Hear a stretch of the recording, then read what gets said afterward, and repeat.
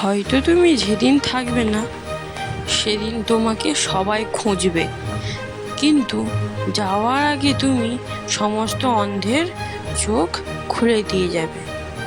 তো এই কথাটি স্বয়ং শ্রীকৃষ্ণ বলেছেন। তাই আমি আপনাদের সামনে এই কথাটি বললাম। নমস্কার। ভিডিওটা হলো সামনেই আসতে চলেছে শিব বুদ্ধ পূর্ণিমা, মানে বুদ্ধদেবের জন্মদিন।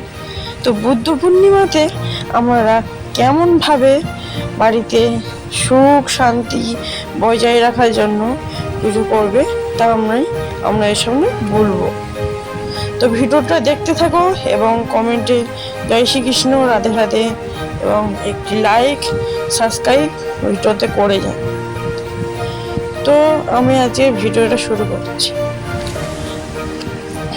বুদ্ধ পূর্ণিমার দিন।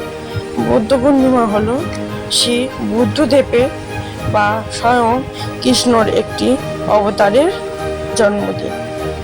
এই দিন বাড়িতে পুজো করলে বাড়ির সুখ শান্তি সব কিছু ভালো থাকে। তো প্রথম কথা, তো 1 নম্বর পয়েন্ট, বুদ্ধ পূর্ণিমার দিন যদি আপনাদের বাড়ি রাধাকৃষ্ণ থাকে তো আপনাদের বাড়ির রাধাকৃষ্ণকে ভালো করে পুজো করবেন। 2 নম্বর পয়েন্ট, অহিংসা ধর্ম পালন, জীব হিংসা, মৎস্য ভক্ষণ বুদ্ধ পূর্ণিমার দিন নিষেধ। 3 নম্বর পয়েন্ট, বুদ্ধ পূর্ণিমার দিন শ্রী মাধব চন্দ্র পুরী গোস্বামী ও শ্রী পরমের দাস ঠাকুরের তিরোভাব তিথি। বুদ্ধ পূর্ণিমা বৈশাখ মাসে হয় বলে এর আর এক নাম বৈশাখী পূর্ণিমা। বুদ্ধ পূর্ণিমার দিন হলো 9 জ্যৈষ্ঠ 23 মে বৃহস্পতিবার। এবং বুদ্ধ পূর্ণিমার দিন হলুদের গাঁঠ, কড়ি, পয়সা, সুপারি একটি লাল চেরি কাপড়ে বেঁধে আপনারা লক্ষ্মী মায়ের পায়ে রাখতে পারেন।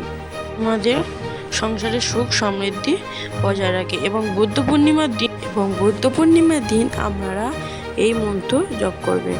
ওম কৃষ্ণায় বাসুদেবায় হরয়ে পরমাত্রায় প্রণত কৃষ্ণায় গোবিন্দায় নমো নমঃ।